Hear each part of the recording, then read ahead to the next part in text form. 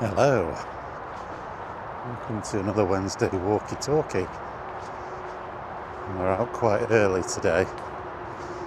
Got a few things I need to do, so thought I'd come out earlier, get this in the bag, and then get it uploaded, and then get on with my day, get on with the things I need to do. So, start with the channel update. I've started to play a playthrough of Quake. The original, I'll say the original, it's the enhanced version of the original Quake. And I've sort of stopped playing Doom the Dark Ages Revelations DLC. I've stopped the playthrough of that for the moment. I will come back to it, but I just wasn't enjoying it. Just wasn't in the right frame of mind, really. And when you're not in the right frame of mind for something, it's best not to do it. You're not going to enjoy it. And that can happen even with games that you really like. I actually do quite like Doom the Dark Ages, and the DLC has been okay so far. I'm not a big fan of the spear. To me, I think they've just added too many levels to the game. They're making it play a particular way that I'm not a huge fan of for that type of game. I think you have to keep the controls as simple as possible. So one of the things that I do think that game is better with a controller. I did start to play a bit of it. Well, I started it again. I'd played through doing the videos, and I got to a certain level and actually started to do another video, and was just finding it a chore to try and play.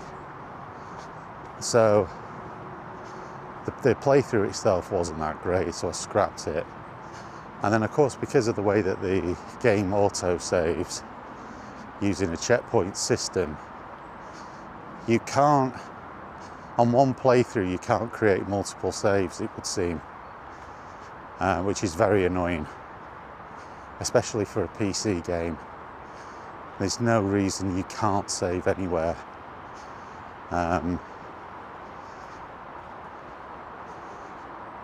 And that's been a trait with the new Doom games, these checkpoint saves.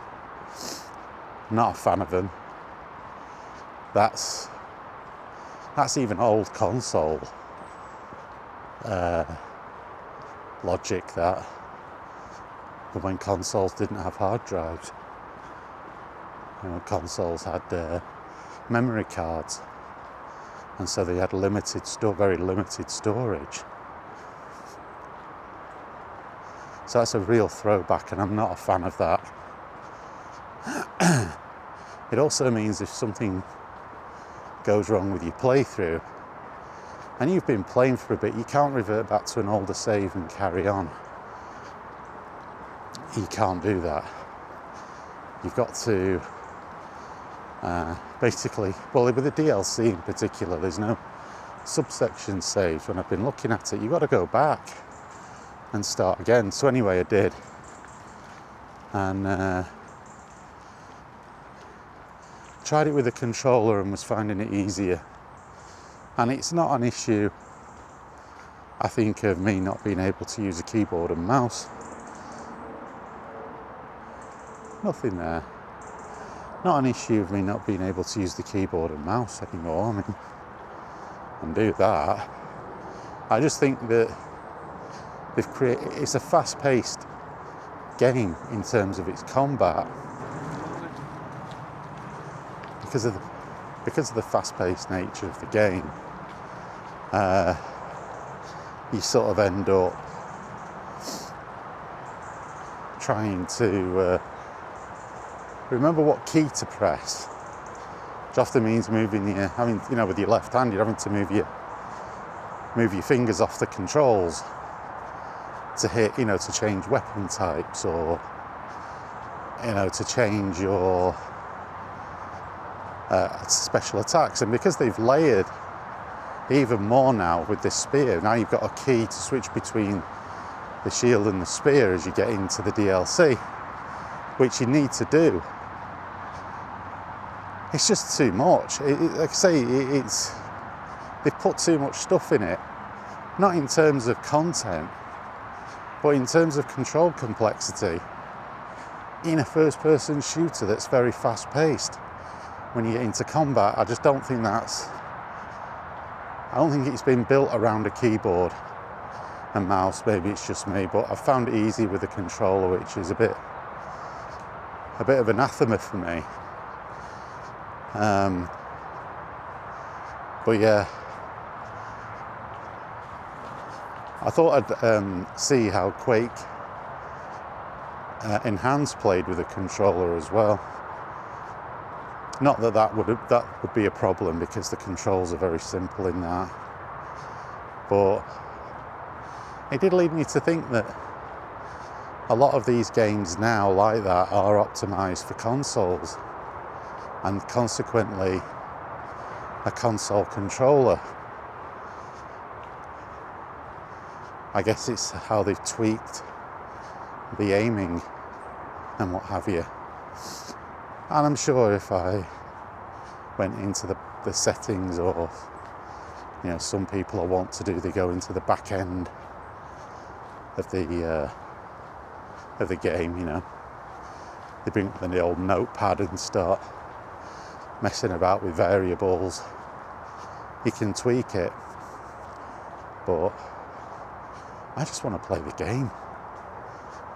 I don't want to be spending hours and hours and hours trying to fix a problem that just picking the controller up can do. I think I just got to get over that snobbery, really. That said, I bet there's a generation of PC gamers now that are growing up playing on controller as if that's natural. I mean, the keyboard and mouse was a hangover from the early days of PC gaming, where controllers just didn't have the scope to make the game easy to control. And also, PC, to be able to play with a controller back in the early 90s, you needed either a card for your computer you plug into it, or it came with a sound card. I had the Sidewinder joypad, the Microsoft Sidewinder joypad, and that was actually really good. But that was what was available back then, and you really wouldn't have wanted to use that to play Doom.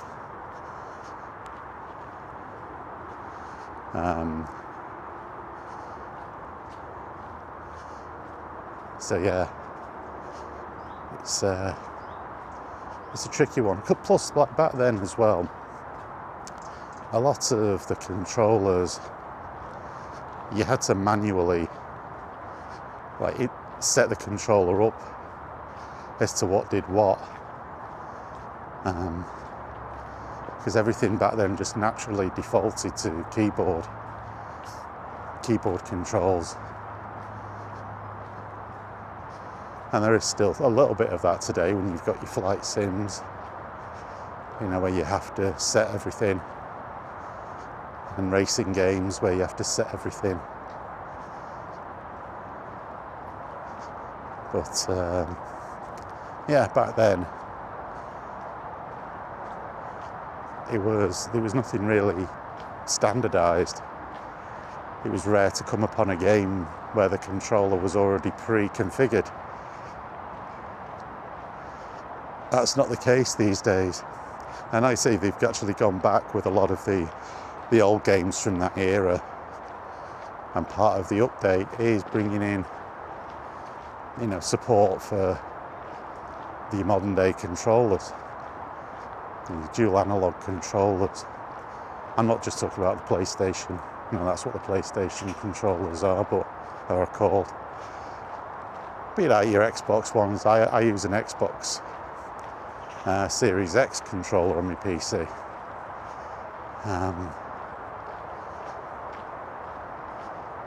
So, yeah. I'll see how that playthrough goes, the Quake playthrough goes. And like I say, I'll come back to doing the Dark Ages. But yeah, obviously carrying on with my Resident Evil playthrough as well.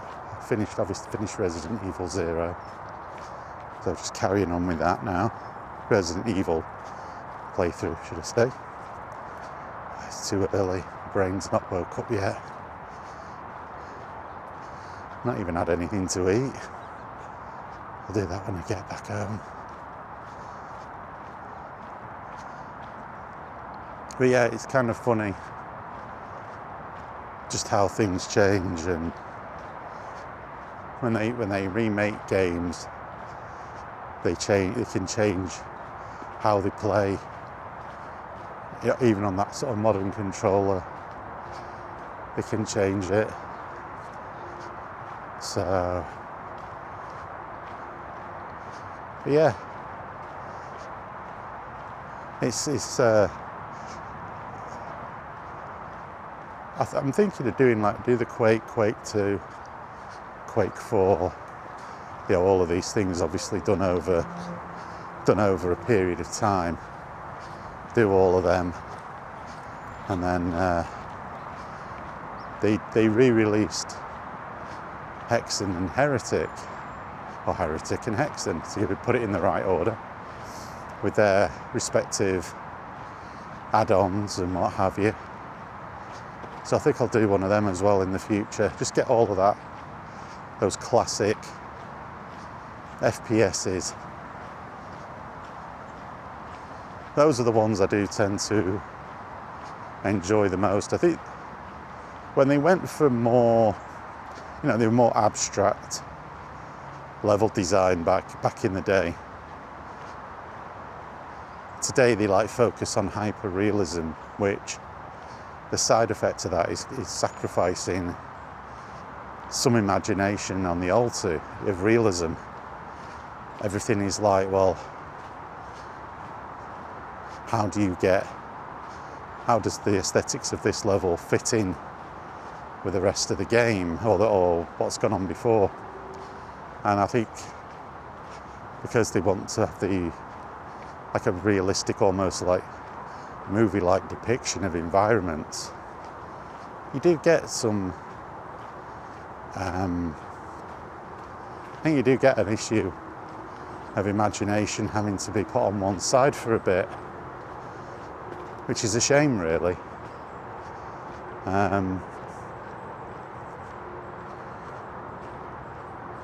But yeah, I think the original Quake was just so unique.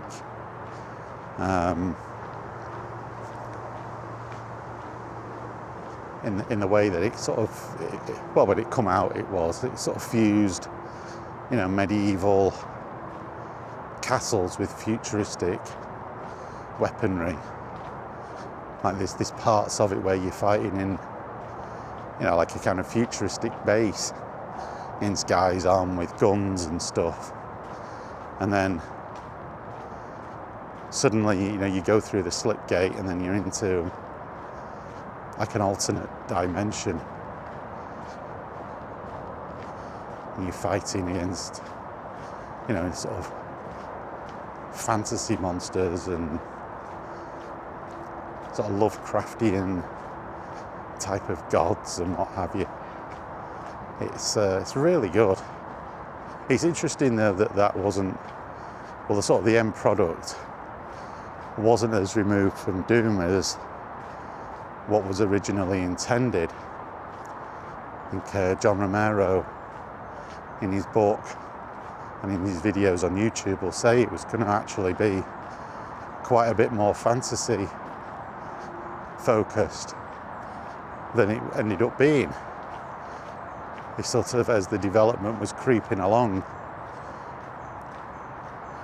with what John Romero was saying, that as things were creeping along a bit, they decided to drop a lot of things and change things, and it ended up being a bit more Doom-like, and you can see that, particularly with the weapons.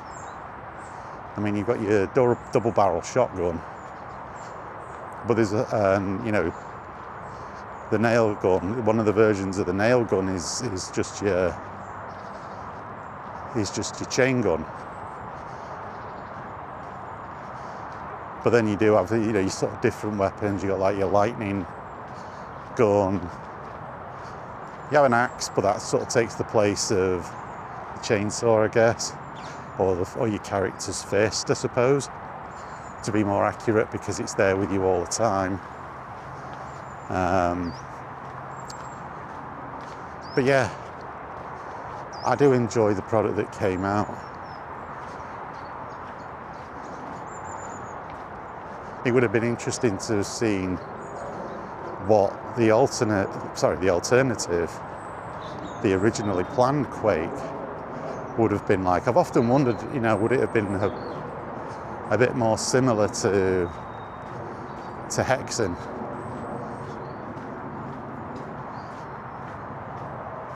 Would that have been sort of more in the direction that it would have gone in?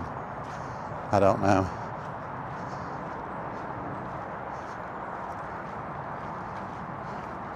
I think when you look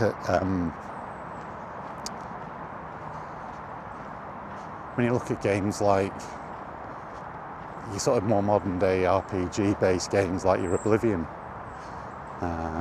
Skyrim, or should I say, really, a better one would be the Elder Scrolls Arena. Would it have been more similar to that? More of a slower paced RPG, first person shooter, or just first person game? It'd be interesting to have seen what that original concept would have ended up being like. Quite often you see with these things, you have all of these sort of different ideas and different concepts end up being recycled into other games further down the line.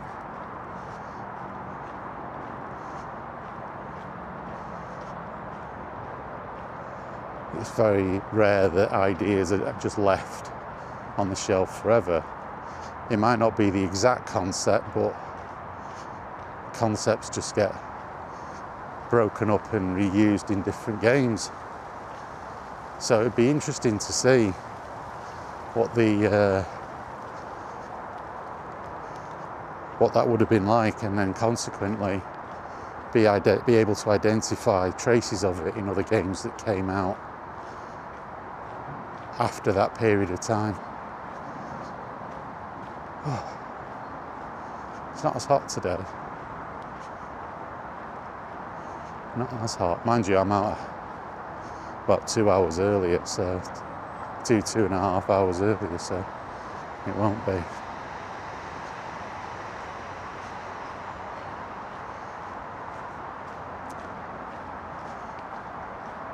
So yeah, just a few thoughts on that stuff.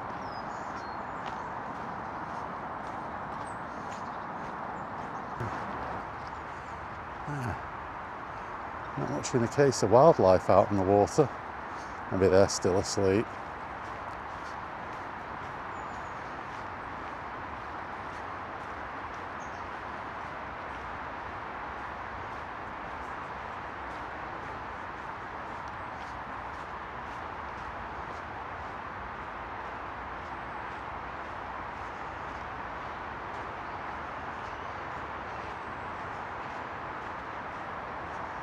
Hi.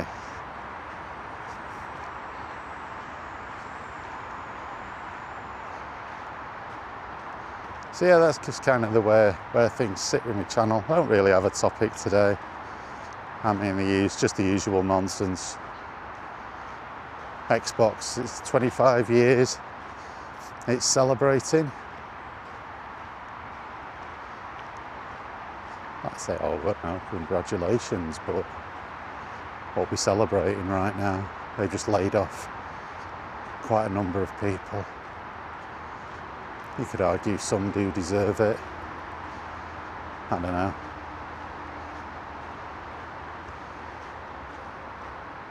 I mean, current modern day gaming really isn't great. I did end up getting Halo on the Xbox One.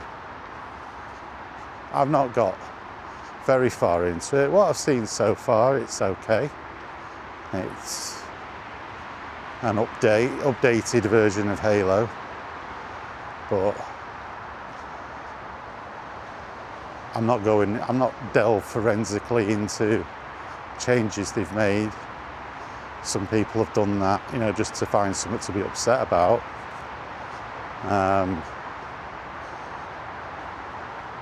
I'm more concerned if I come over gameplay issues, really.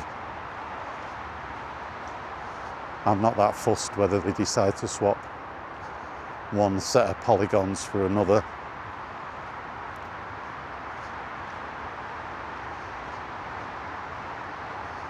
I mean, I suppose I'd have to play through the original Halo, or even the remake or remaster that came out back in 2015, and you know, if I could be asked to see what the stuff is like with Cortana. I mean, it feels the same. I mean, they've obviously used a different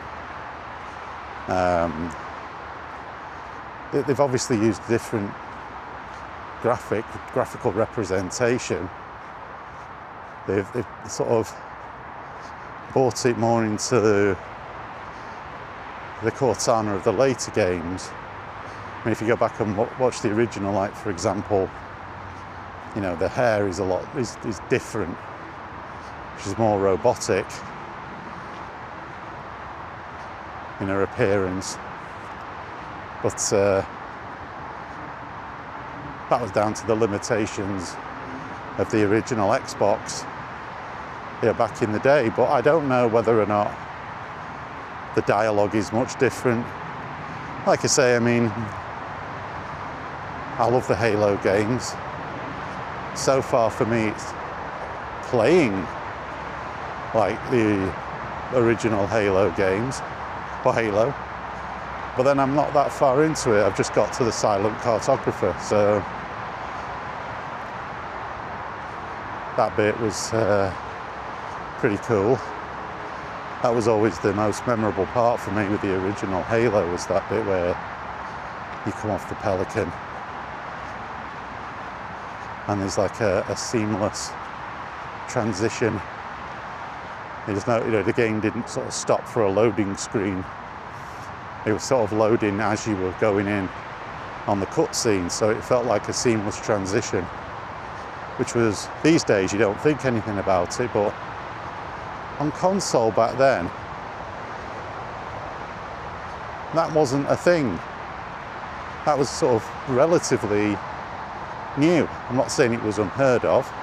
I'm not even saying that it was the first game to do that. But it was very impactful, those smooth transitions. Console games, because they were playing off the CD-ROM, load screens and pauses for loading were very commonplace. But the Xbox came with a hard drive built in. So whether, again, I don't know the technical capabilities of the original Halo, but it may be that it used the hard drive to assist in the loading, and that just allowed for a more seamless experience when you were playing the game, and I enjoyed that a lot. was very, very impression. It created a very good impression.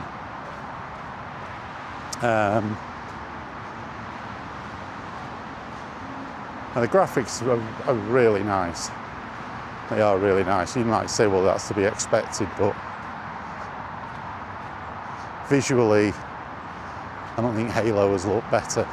Some may argue, but that's down to personal taste.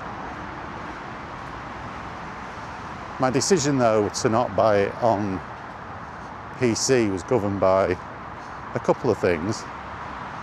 One was actually the game engine, funnily enough. The Unreal 5, I've tended to find is, put a bench.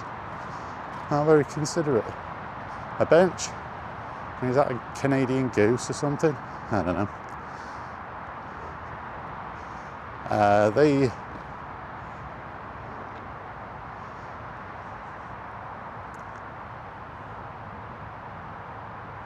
That's a memorial bench. Oh yeah, we've got a swan out there. Yeah, they tend to, what was I saying? Do you know what? It's gone right out of my head. Brilliant. But yeah, I'm enjoying it. Unreal Engine. Yeah, I find it quite unstable at times on PC. The Oblivion remaster does like a bit of a crash.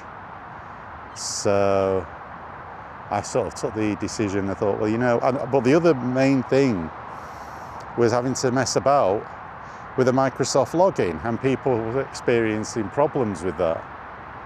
And that's when you were buying the game on Steam. Now I've had the Forza games on there, other Microsoft games. I've got Age of Mythology. They don't have a problem, but people were sort of specifying a problem with logging in to their Microsoft account, and I thought, you know what, I'm not doing this. In any event, like Halo for me is it is an Xbox game, and so I thought, you know what, 25th anniversary and all that, I'm going to get it on the Xbox Series X, and I don't regret it.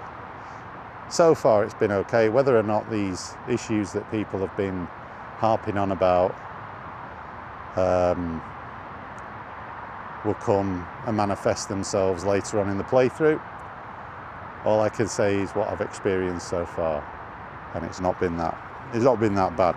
I've not played the additional bonus missions though, where people seem to have the issue with the character that's in that and her attitude towards the Master Chief. I mean, what can you say?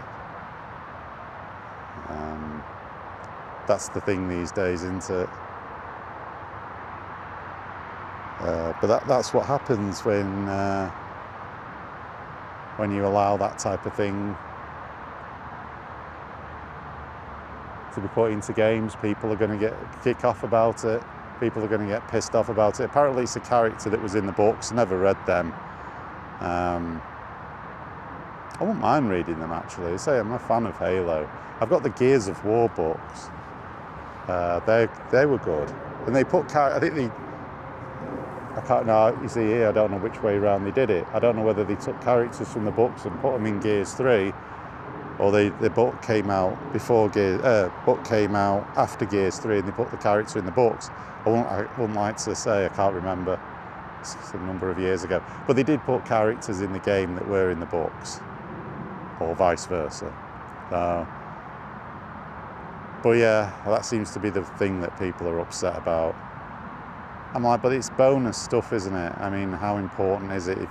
It's something you can choose not to play, or just take it as, a bit of fan fiction, whatever. I don't know. We'll see. I'll reserve my full judgment until I've finished the game. But so far, it's been all right. It's been good. It's felt like Halo. I'm not I know the purists that talk about the sprint button or sprinting being available. I think that's just a conceit to modern game design. I think you do get caught between the devil and the deep blue sea with a lot of stuff. Do you go all out and do you just do a graphical enhancement to what was already there, or do you focus on making changes to the control system, or like you can aim down the sights now? When you're trying to bring in more people into a franchise, there's a lot of people will get that game that have never played Halo, weren't even born when that came out, and their experience of first-person shooters has been more modern, where you do have a sprint button, where you do aim down the sights. And if you're trying to bring in new people to a franchise, like modern audience into a franchise, then you have to make certain changes, certain conceits. Otherwise, you're just creating something for an older audience, and that's it. You're just going after, and those people have already got the game. They'll have the Master Chief Collection, which already has the remastered Halo on there. That looks great. So, sometimes I think people need to appreciate what the purpose of a game actually is, these re-releases. If it's to get people into the series, then you have to make concessions to the things that they're familiar with in how they play. That's just how I see it. I don't think it breaks the game. I mean, to be honest with you, you get these people showing you, oh look, he's just sprinting past everyone. Well, that speedrunners have been doing shit like that for years. If that's how you choose to play the game, and you're deliberately going out of your way to not make a game fun by how you play it, that's on you. You don't have to do that. It's like, you can put a cheat code in and make yourself invincible, can't you? You're going to criticize a game for that and say, oh, it's rubbish because I can make myself invincible. Like you can put the God mode on the original Doom. Oh, well, then it must be rubbish then, because that ruins the entire game. Or no clip, where you can just float around the environment, get yourself out of situations, or just type in give all keys so you don't have to go hunting for keys, give all ammo so you don't have to. Those are choices that you're choosing how you play the game. So if you choose to just use the sprint button to run past everything, you'll say, yeah, well, that's not a cheat mode. No, it isn't, but that's how you choose to play the game. And that's probably only going to be a certain section of the game. There are sections of the game you have to defeat the enemies in order to progress. So if you just want to tear past the, certain sections of the game in doing a speedrun type of thing and not take out the enemies, well, that's on you. There are many other games where that's possible with. I've seen speedrunners do that for years. I've seen them bypass vast amounts of enemies by just not engaging with them, but they're doing a speed run. Anyway, I just think that sometimes people really do drill down and try to find things wrong with something, and they'll just completely ignore the fact that it's nothing new, it's nothing unique to that game, and that's it. They just want to. They're looking for a reason to be negative. There may be genuine reasons to be. If the game starts to fall apart, if it starts to become unplayable, if it starts to crash often, then fine. My appraisal of it will change. As I say, I've only got to the silent cartographer, and so far it's good. It's delivering what I want. So we'll see. Anyway, I'll call it there and get home, get this sorted. It's supposed to rain a lot today, so anyway, we'll see. We'll get this done anyway. So hopefully there'll be another one next week. I always say that because I just don't know. I'll play it by ear. And I'm going to go and get something to eat, actually. I'm starting to feel a bit a bit hungry. So I'll see you all next week, hopefully. And I'll carry on getting my gameplay videos uploaded. If I remember, I nearly forgot the other day. I was like, it's about 8 o'clock at night. I was like, oh God, I haven't uploaded my video. Anyway, enough. I'm off. Bye.